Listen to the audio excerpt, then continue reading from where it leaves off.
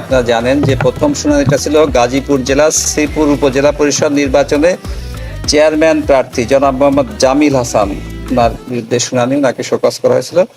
ওনার শুনানি শেষে প্রতিদ্বন্দ্বী প্রার্থী জনাব মোহাম্মদ জামিল হাসান প্রতীক ঘোড়া, তার বিরুদ্ধে উত্থাপিত অভিযোগ কমিশন দেখেছে, তার বক্তব্য শুনেছেন। সকল বিষয় বিবেচনা করে তার প্রার্থিতা বাতিল করা হয়েছে। উনি অভ্যাসগতভাবে অপরাধ করেছে, ধারাবাহিকভাবে 3টে অপরাধ করেছে। ওনাকে নির্বাচনী আচরণবিধি লঙ্ঘন করেছে, ম্যাজিস্ট্রেটের কাজে ভঙ্গ করেছে, মিছিল করেছে। সকল অভিযোগগুলো কমিশন আমলে নিয়ে তার বক্তব্য শোনার পরে কমিশন সন্তুষ্ট হয়ে তার প্রার্থিতা বাতিল করেছেন।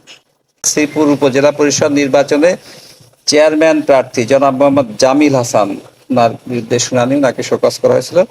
ওনার শুনানি শেষে প্রতিদ্বন্দ্বী প্রার্থী জনাব মোহাম্মদ জামিল হাসান প্রতীক ঘোড়া, তার বিরুদ্ধে উত্থাপিত অভিযোগ কমিশন দেখেছে, তার বক্তব্য শুনেছেন। সকল বিষয় বিবেচনা করে তার প্রার্থিতা বাতিল করা হয়েছে।